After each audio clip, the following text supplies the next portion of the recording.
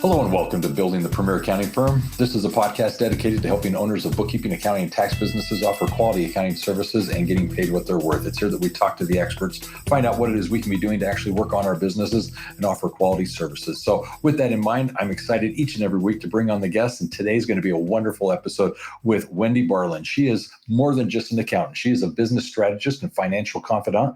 Her specialty happens to be taking all the tedious financial chores off the shoulders of business professionals and business owners so that they can focus on the areas where they excel. Her professional experience spans more than 20 years in the industry, as diverse as hospitality, entertainment, manufacturing, and retail industries.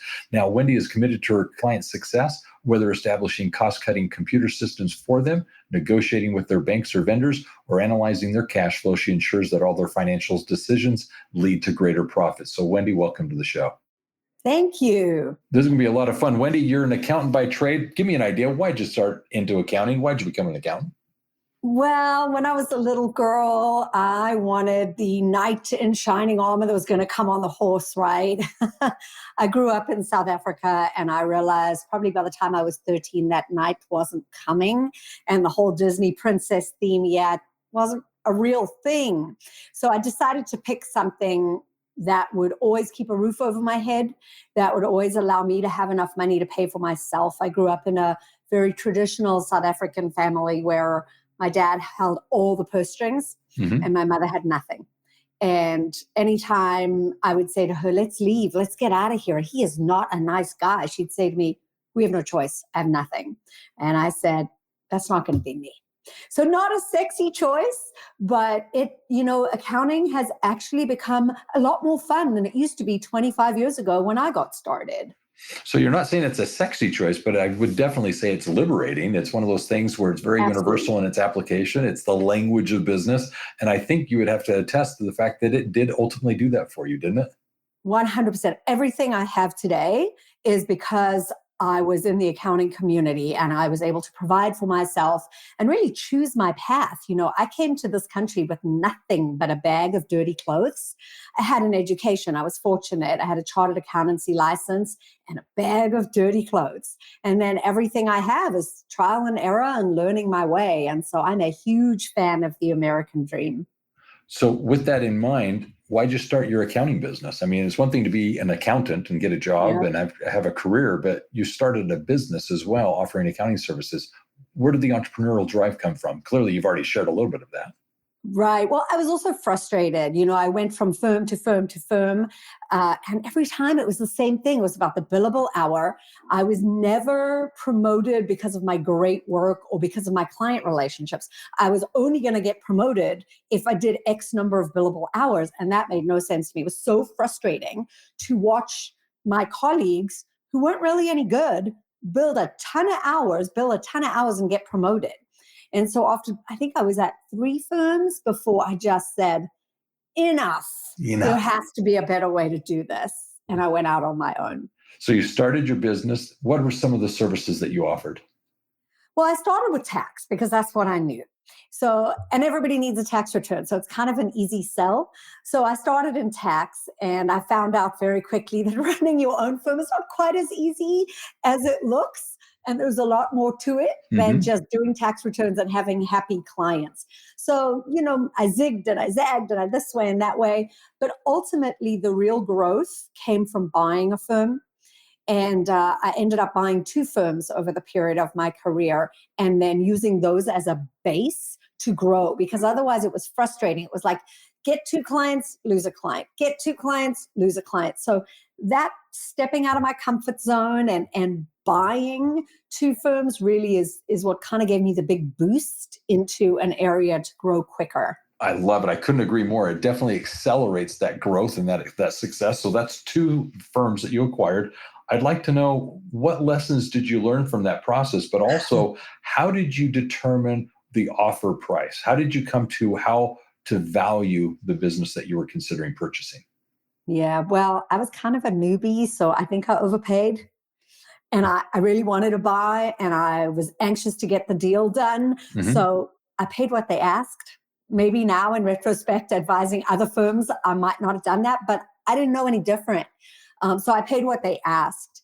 And it was scary, because I had payouts, I had taken on loans. I didn't have the cash in the bank to buy. So I took out loans and I did cash payment plans. And I think what I learned is it's never going to be smooth. The numbers worked out about right in that I lost 20% of the business for a multitude of reasons that happened. But the 80% that stayed grew on itself and really was the door opener for me. I had a couple of bad experiences. One I could not have foreseen, but one of the clients that I purchased ended up with a very big IRS audit that I managed the audit, and I billed the client for the audit fees. And then the seller wanted payout on that audit. And I said, hang on, like that's not fair. I'm paying you on recurring revenue. I'm not paying you on an audit. You caused the audit. I had to fix it. I should keep the revenue. But we would have ended up in court. And for what? So I ended up just sucking it up and paying them their fees on it, even though it really hurt my gut to do that. It was one of those big picture things where I had to say to myself, do I want to fight, be with lawyers, spend all this money on legal fees? I'm talking about the next 30 years of my career. I'm going to let it go. But that was one of the things that could not have been foreseen, that now when I work with people buying and selling, we kind of talk through a lot of those what ifs that nobody kind of, raised my eyes to. Well, I appreciate you bringing that in because it's kind of like a lesson learned that you're sharing here. And I appreciate it because those are some of the things that are unforeseeable. And so that's something that we need to know. Right. And then just to have someone to say to you, let it go. Let it go. It's not about the $20,000 now. I know that feels like a lot of money. I had debt to pay. I had a mortgage. But you got to keep your eye on the prize. Where are you going? What do you want to accomplish? And is it worth the current fight, which is only going to bring you down or raise you up, and keep your eye on the prize? Yeah, very good advice. Now, you mentioned the 20% attrition. That's one of the things that I think a lot of people also will ask about. What can they expect as they're acquiring the firm? You mentioned 20%. So I do want to know, in both instances, did you acquire the firm and they immediately walk, or was there a transition period? Did they actually take the time to introduce you to the clients and have that transition? Yep. Tell us about each of those different purchases. Yeah, so I think anyone that believes they're going to keep 100% is foolhardy. It just won't happen. It's somewhere you're going to lose some people. Some of them have just been waiting for an opportunity to leave anyway, to go with their brother or their cousin or do it themselves. Yep. And some people just didn't like me. They just didn't. And that's okay, because we're all different and there's plenty of work out there. The best transition was the larger firm, which was actually 2 partners. And that transition was a 3-month transition where for November 15th through December, I sat with them on every call for every tax planning session, so that by the time the owners left, and these were now my clients, they'd kind of already seen me. I had participated in the conversations. They'd heard my voice. They'd seen my style. And that was a much easier transition. The one-person firm that I purchased, we didn't do that. So it was much harder for me to retain those relationships. I really had to step up and play nice that much more than a firm where I had already committed the time, because those 6 or 8 weeks in November and then the first few weeks in January that I committed, I didn't get paid for. That was just me sitting there with the current owners. They were keeping the money through December for all that tax planning. I really just gave of my time, again, as an investment in my future and the long run of the success of the firm, for me to be on every call. And I highly recommend that for anyone that has a chance to really soften that letter coming in the mail that says, by the way, now you're working with Roger. Wendy's gone to the Bahamas to lie on the beach and drink Mai Tais. Well, I can share that the feedback I've gotten has expressed that what you just described is the better option when you can actually have that former owner stay on for a transition period of time. But what you spoke of is a little different. It wasn't that they stayed on after the transition and help with that. You were saying that you actually went into the firm and were giving of your time before the transaction had actually taken place. And so that was a nuance that I noted there. And so it's not something I've heard before, but clearly that overlap is something that people speak of favorably, that the clients are at least introduced to, and there's a kind of a breathing period time there where they're able to kind of get accustomed to you and become acquainted with your services. So yeah, I like what you're describing. So when you're talking about growth, one of the things that's helpful in your case were the 2 acquisitions that you had done. Would you add anything more as to the best ways to grow as from a strategy point of view, a bookkeeping, accounting, or tax business? Oh, so many. So I started, with 6 figures, and I ended up at 7 figures at the end of 10 years. There's so many fantastic strategies. I did not advertise. I never spent money on Google AdWords or Facebook. I did a lot of this. I spoke on stages, podcast guesting, and really the best growth was clients referring other clients referring friends. And then the businesses that you're working with, they grow and they want more services and they want more of you. And that really I found to be the best way to grow was my existing clients to help them grow, because then I grow. Yeah. Now, I know that you have an opinion on remote work. Does it work? Is it helpful? Is it something that we should be doing as a profession? What are your thoughts? I have a lot of opinions, but probably one of my strongest is, in fact, remote work.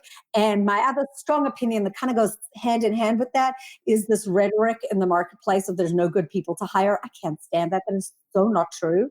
But to your point about remote work, in 2016, I had a gorgeous office in Los Angeles, Brentwood, for anyone that's been there. Beautiful patio, green trees.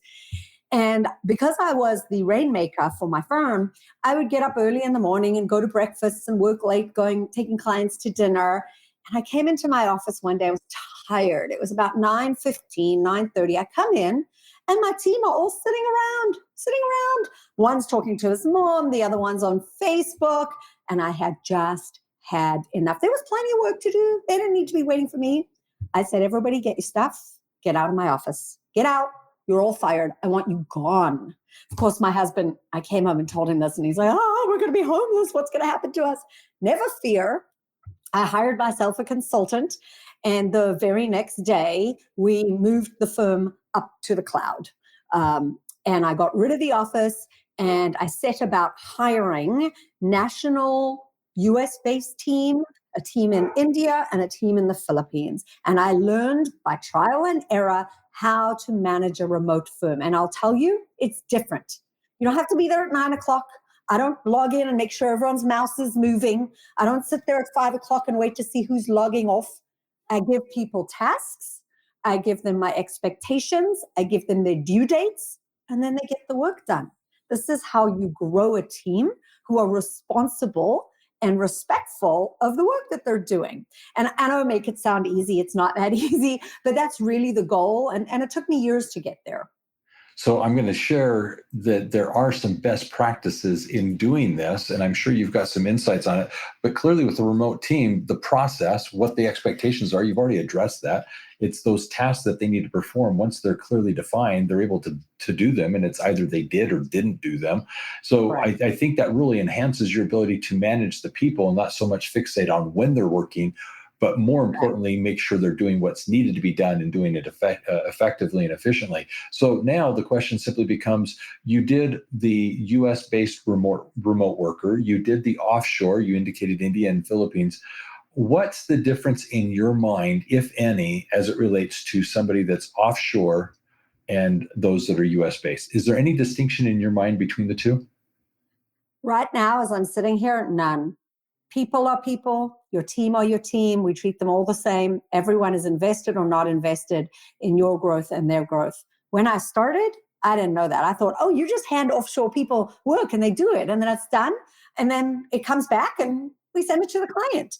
And it really took me time to learn that my offshore team are just like the people in my office. They need the same training, they need the same coaching. We all adhere to the same standards. So right now, when I work with firm owners, we treat everybody the same. I love that. That's best practices, in my opinion. I love that because you're right. They are people, and we're just asking that work get done. And whether they succeed or fail is oftentimes a reflection on how well we were defining the work that we expected. So, yeah, very well said.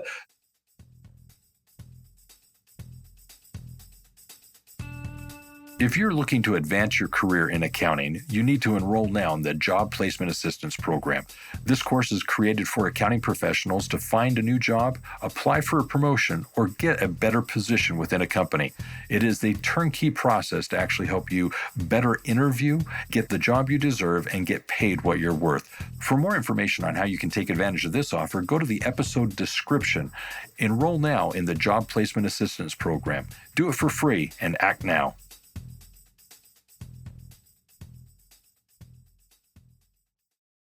So how do you find A players? You spoke of wanting good people and that they do exist. How do you define an A person and how do you find them? How do you pick them out of the crowd? Right. Well, I think the issue that I see in the marketplace today, and you're welcome to tell me if I'm crazy, it wouldn't be the first time I'd been called crazy. The issue that I see in the marketplace today is not the A players. They are there and we can talk about that. But really the issue that I'm finding is the hiring partners, the firms, they don't know what they want. They're like, we need a tax manager. Okay, what does this person need to do? And what kind of personality do they have? Who are they? Well, I don't know. They need to review returns. And sometimes they need to fix returns. And sometimes it's overwhelming. How can you ever find someone if you're not clear who you're hiring? That's the one piece, is the org charts are a mess. The second piece is that some firms are just not nice places to go. I was working with a firm in Orlando, and that's about 3 hours from my office. So I actually drove there, and I'm glad I did, because the place was awful. I mean, the water cooler had mold around the top. The apples in the bowl at the front desk were moldy, and they're telling me they can't find any A players. But really? You can't? That's shocking to me that no A player wants to work here. Wow.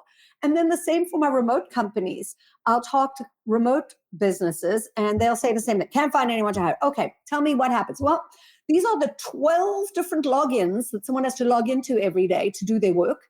And then we judge them on, how many hours and what their response time is. If they don't respond in Slack within 6 minutes, what? And you can't find A players? This is horrifying.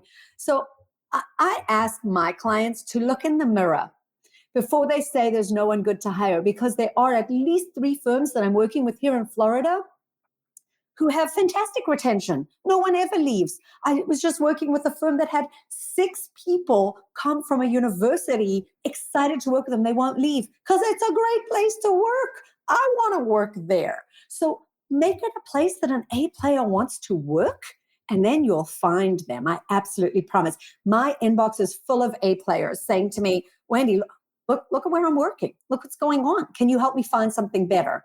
So people are out there, they're looking for something better. It's our responsibility to offer them something better. That's my soapbox about hiring. So I love it. I love it. I'm going to add to it, actually. There's a few things that I took away from what you were sharing. I'm going to add to it. The first thing is to recognize that when the unemployment rate is as low as it is, people do want to use the idea of there's no one out there to hire. Well, they are. Yes. They're just employed. So the first thing you have to recognize is just putting out a job listing, say on Indeed and so forth, isn't going to be effective, because the people who are unemployed are oftentimes the lesser employable. And so if you want your A players, generally speaking, they've got a job somewhere else. And so you've got to be willing to actually now take them from where they're currently working and give them a reason to come to your place. So it's an employed individual. That's the first thing. You've got to recognize that the A players are generally employed. And so how do you take somebody that's not actively looking for employment? They're not looking on the job boards. How do you take them and find them and draw them your way? Well, there's a few things you need to do, and you addressed one of them, which is your own culture. What's the work-life environment that you're providing? And if it's micromanaging and it's very intimidating, who wants to come to that? And it's a reflection of who wants to stay as well. And so fortunately for me, I've got a business. I've been in the same company now for 25 years. I've worked at the same business for 25 years. I have staff that I've worked with now for 10, 15, 25 years. So those individuals, what have we done? We've stayed with the company, and it's not typical. Most people are job hopping. They're going, 3 years here, 3 years there. So you've got to create an environment where people feel like they're appreciated, valued, that they're Yeah. contributing, that they're part of something bigger than themselves. So that addresses, where do you find them? They're employed. How do you retain them? You got to have a great work environment, a great culture. Yeah. And you got to find that cultural fit. But the third thing that I'm going to add to it is the fact that you need to actually see them as who they are. You've got to be able to train and invest in them. They've got to feel that you're able to give them a career path, not a job. People don't look for jobs. They want to feel like they're part of something and that they're going to be better because of that employment. And so if you can provide that to them, they're going to be enticed to come over. So those are just a few things that I would add to what it is you're sharing.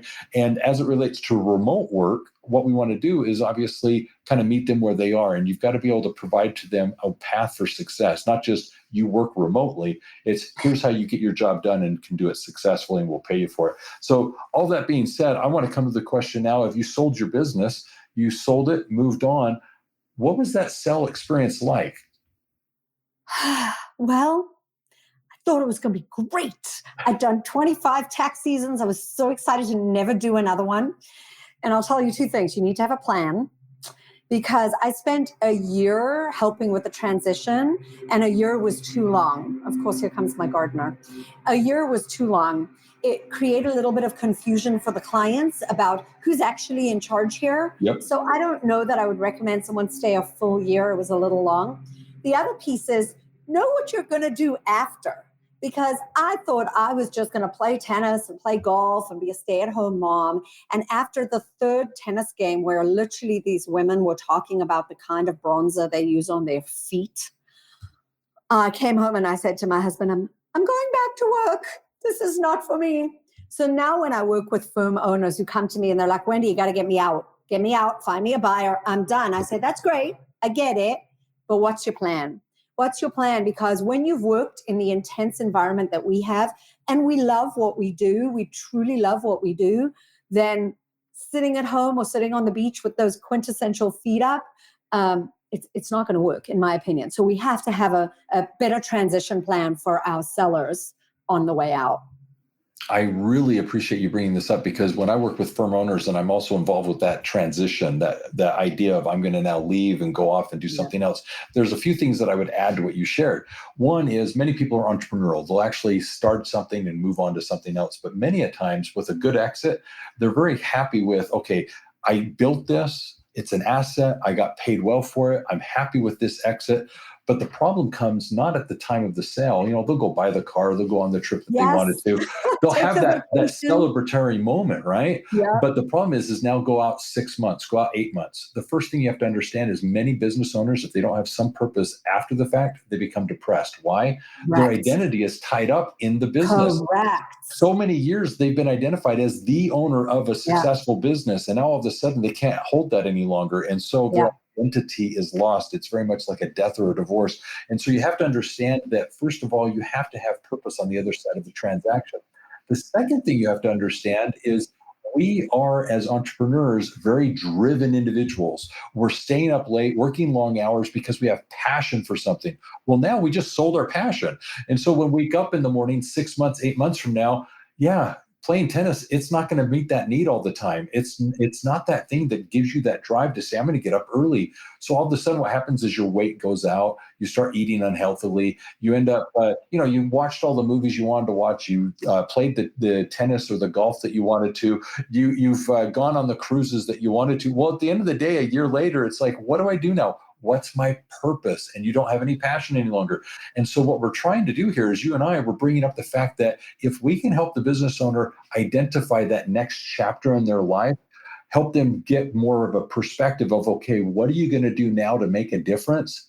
You give them that purpose. It's a smoother transition. It's an easier one in which they're able to monetarily gain and now go be what they want to be next. And for some people, it's like you just said, I got to go back to work. I've got to figure this out. And so that's a good conversation. Would you add anything more to that experience or evolution that you've gone through yourself and also witnessed? Well, I think I would add that a lot of the sellers that I'm having conversations with today feel like if they can stay at the firm for 3 to 5 years, that's their plan. And I don't really think that's fair to the buyer. I don't think that's fair to the clients. I'm not a fan of that plan.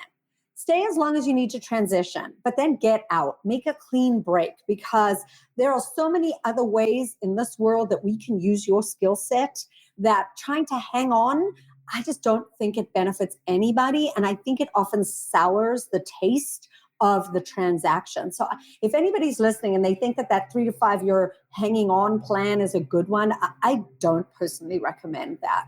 And you did it for a year and still thought that was too long. So Yeah, it you're still saying felt too months, long. right? Yeah, I agree. I definitely Get agree. through that tax season, get through that tax planning session, and then be around. I still talk to my friend who purchased my firm. And if he needs something, he'll call me and say, hey, Wendy, remind me what Lisa's issue was again. Happy to do it, because I love these people. I want to see them taken care of. But the formal arrangement of sitting there for a year responding to emails, it muddies the waters. Yeah, very good advice. I like it. All right. So obviously in your case, bronzing your feet wasn't worth it. And so you went back to work. So you started a consulting business where you do work with owners now. Tell us one of the things that you found that really helped you meet their needs. What are you finding that the business owner is struggling with that you're finding they're able to confide in you? I'm definitely seeing many, many firms who are struggling with this hiring epidemic problem that they've got entrenched in them. There's no one to work. What am I'm just going to have to work 7 days a week or sell. And so I think the very first thing I do is an assessment of their organizational chart. Who does what? Who's where in the firm? That's usually where I start. And then we look at the processes, and then we look at the profitability. So I usually do people, process, profit. Most of the time, people come to me with a simple question, and I don't know if you hear the same thing. Wendy, somebody told me to call you. I'm trying to decide what workflow software to pick. Like that's a quick answer. No problem. You should pick that one, like a car. Should I buy an Audi or should I buy a BMW? And I tell them, that's not your question. Thank you for that question. But before we can answer it, we have to find out what's going on in your firm. Do you need a workflow system? I mean, everybody does, but let's assume. Let's look at your processes, because first we design the processes. Then we decide on the system to support them. I see so much shiny object syndrome of people switching softwares year to year, going to this tax software and that workflow because they're looking for a solution, but that's not where the solution is. The solution lies with them. Same with the people and the hiring. The solution lies with the owner. And so that's a lot of the work that I'm doing, is people calling with what they think is an easy question. And then when I start asking questions, then we start to realize there's more to it.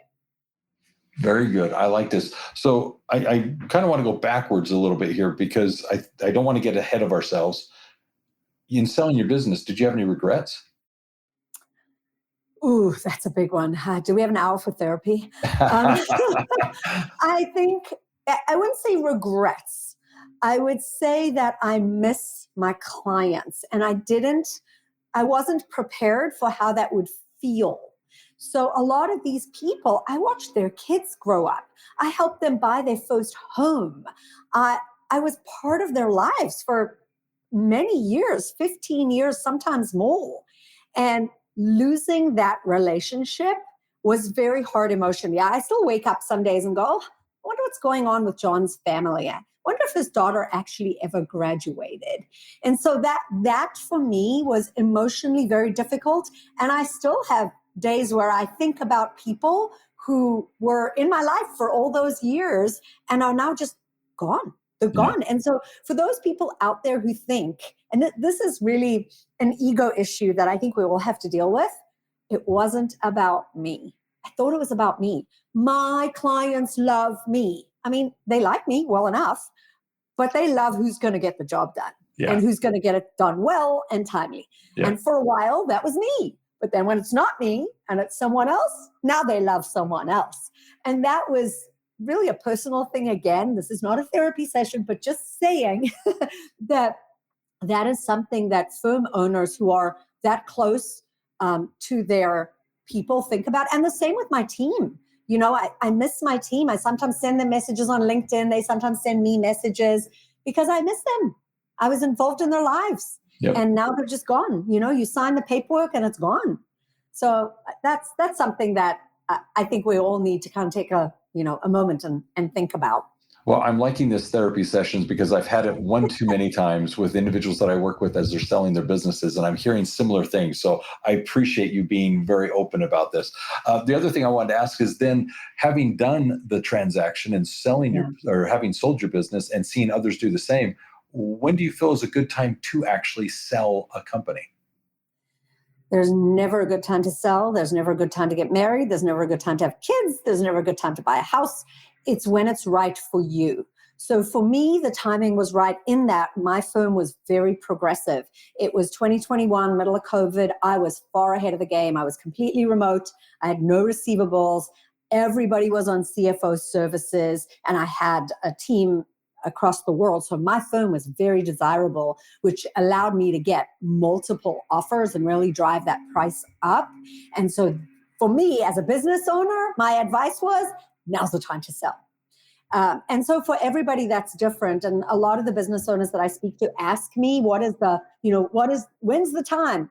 When it's right for you, when you are ready to take that next step, if there's something else you want to do, if you're just bored and you don't see a way out, or everybody seems to have a different reason today.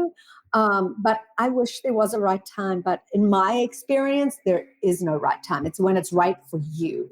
I like that. Good answer. No, and I appreciate the fact that there's no right time to get married, no right time to have kids. Well, I'll push back a little bit on that.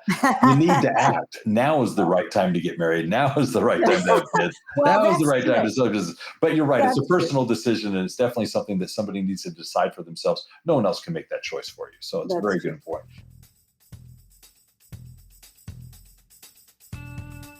Get your copy of Red to Black. It is the book written for accounting professionals to help businesses turn around and go from being in the red to being in the black. This book is written for consultants, business owners, operators, and managers, no matter what your client's product or service, or irrespective of your talent, skill, or expertise. As an accounting professional, you'll be able to use the principles presented in this book to actually become, for your clients, the profit and growth expert. Every chapter is filled with principles and concepts that you can use immediately with your clients to lead them from being in the red to being more profitable in their business, and see you as, in fact, their guide, their coach, with the expertise and wisdom that you can bring from this book. In the book, you have how-to guide explanations, you have models that you can follow, you're shown how to actually calculate and determine the fees for your services, the actual model that you'll use during the implementation of all this, and most importantly, the end-all results with your clients. Get this book now and see what it is you can do to offer this new revenue-producing service as, in fact, the profit and growth expert. For more information on how you can take advantage of this offer, go to the episode description and there get the information you need to take advantage of this today.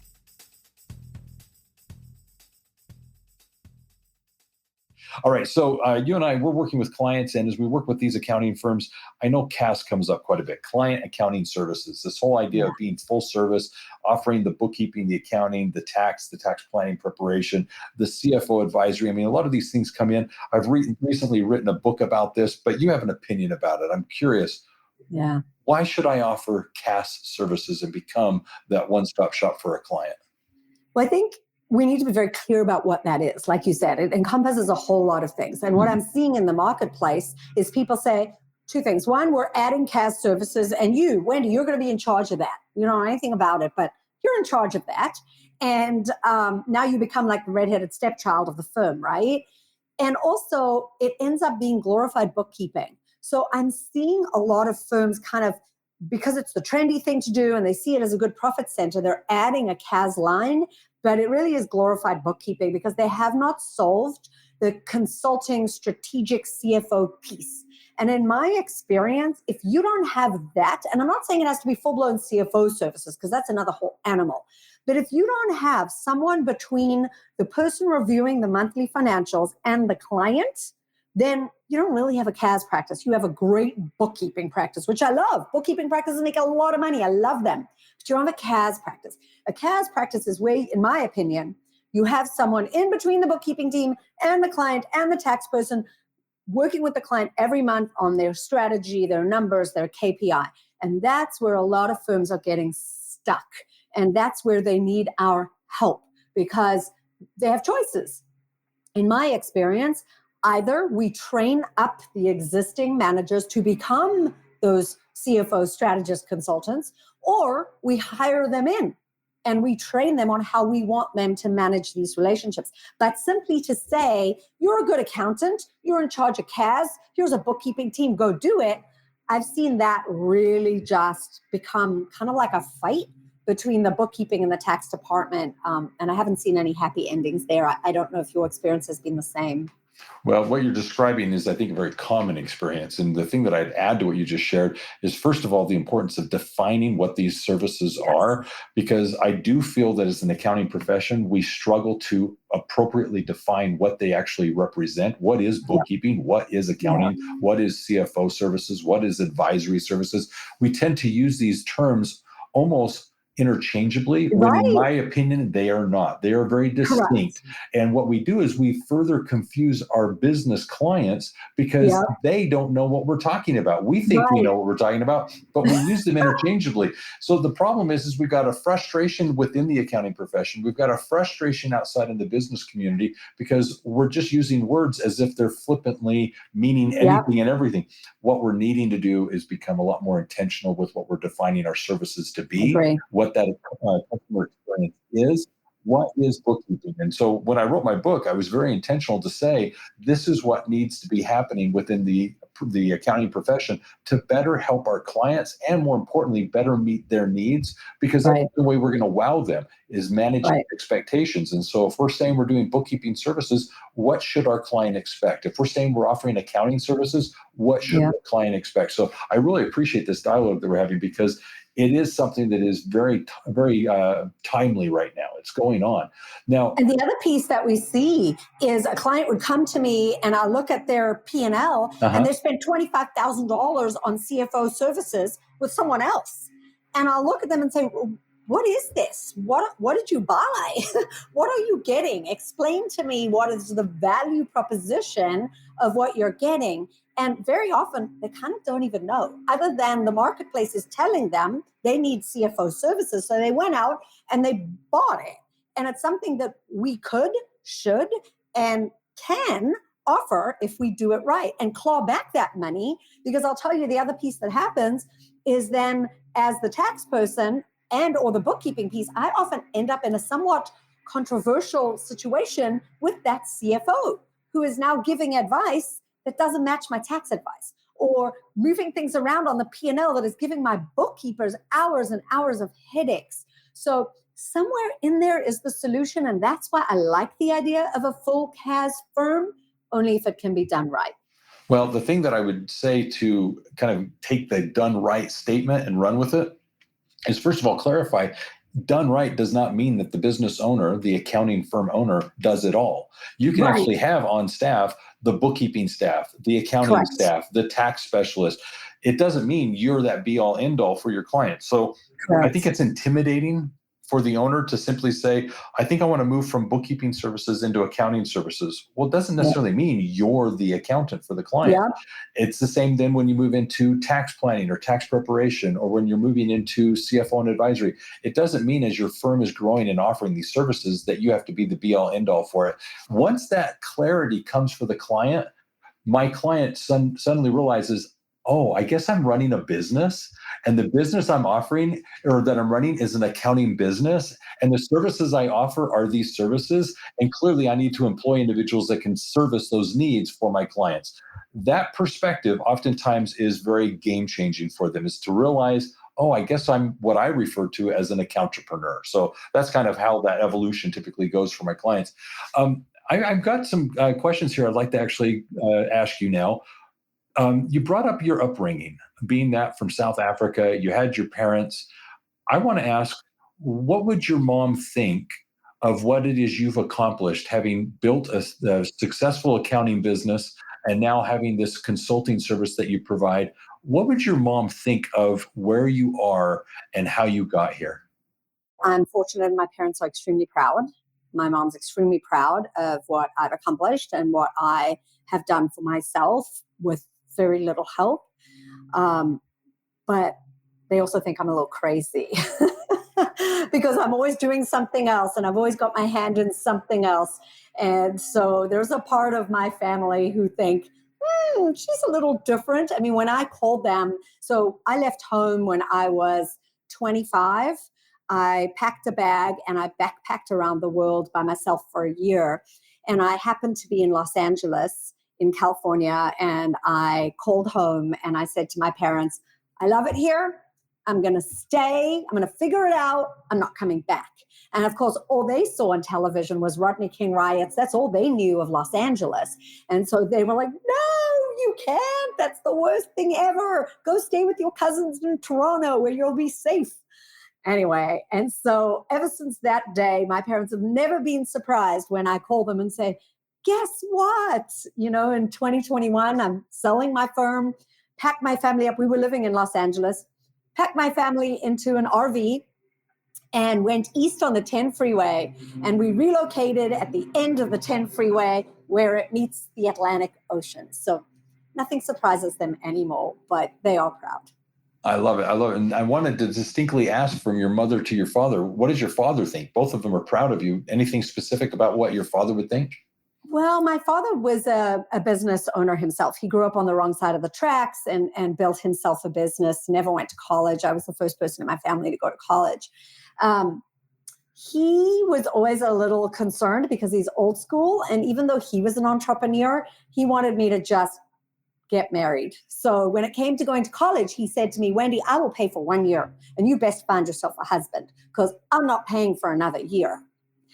And so I think there was always a piece of him that worried, you know, what if something happens to you? Who's going to take care of you? And so he was always proud and astounded at what I'd accomplished, but he was also always very concerned because he was worried that I didn't have a good plan B. Very good. How about this? What advice would you give to your younger self as you consider the path that you went on, starting your business as you did? What would you say to that younger self as they were considering, do I go out and actually start my own business? This really is like therapy. I would say to slow down, I move fast. I talk fast. I make big decisions. I'm always moving the goalposts. Let's try this. Let's try that. And I think I would tell myself to slow down and breathe. That I had so many fantastic experiences that I think maybe I didn't make the most of, or maybe I wasn't really in the moment because I was so busy looking at what's next. Okay, now we got to go here. Now we got to go there. Keep moving. And even today, I really find myself through meditation, which is not easy for me, to try and really savor my moments with my children, with my family, in what I do every day, and just slow down. Very good. Your children, what do you hope that they're taking from this, watching their mother go out there, start a business, be successful as you have, now starting the consulting business that you have? What are you hoping they're learning from this and taking from observing you? I hope that they take the American dream seriously and that you really can do anything and be anything that you want to. I have my concerns that TikTok has kind of ruined their path a little bit, but I truly hope that they see the love of what I do, because I try and explain to them that there's work, which is a job that you go to every day and you do what needs to be done because you need to feed your family, and that's a responsibility. But then there's the work that we love. And that's different. So when I say I'm going to work today, I don't say I have to go to work today. I say I want to go to work today, and I want them to understand the difference. Huge difference. I say I get to go to work. I'm giddy about it. That's exactly right. Yeah, I That's get to go to exactly work today. This is awesome. Because sometimes my son will say, Mommy, do you have to work today? And I'll say, I don't have to. I choose to. I have some fantastic client calls I'm looking forward to, but I'll be done at 3:00 and then we can go to the beach or whatever it is, to try and reframe that conversation of have to work. Yep. There is very little. I can't even think of anything. I'm assuming something exists, but there's nothing right now that comes to mind that I dread doing. I enjoy the work I do. I feel accomplished, successful. I feel I'm making a difference. I enjoy the people I interact with. I mean, why wouldn't I want to do this? This is a lot of fun. So yeah, and I get paid. So there you go. I still have some hard days. I mean, when I've got to tell a firm owner that the apples at the front desk are really disgusting and that it's time that they move on, and that, even if they pick this software, it's not going to be up and running and they're going to have a great tax season. It's going to be 3 years before we can get them Yeah. there. So, yeah, some Well, days. in reality, now that you mention it, I do have some employees that are struggling. So yes, there's those challenges of how do you approach that issue where their performance is lacking. Yeah. And so, yeah, there's things going on, but I've got the skills and the abilities and the confidence that I think I'm fine there. And the big picture, Yeah. right? It's about the big picture. And for me, it's about the big picture that I get up every day making a choice. Yes. I make a Yep. choice. And that for me, that's what I tell my kids.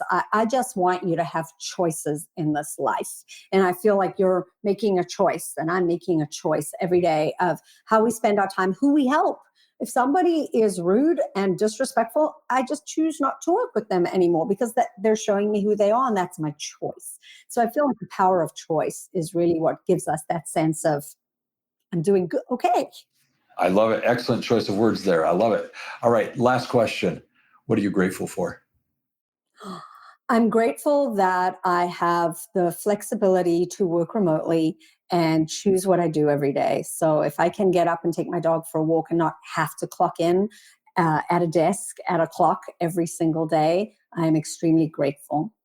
Very good. You know what? That's wonderful because of the choice that you've got there. That's wonderful. All right. So here's what I'm going to do. I'm going to wrap this up here and come back to you for a closing thought. As I wrap this up, there's a few things that I'd like to highlight.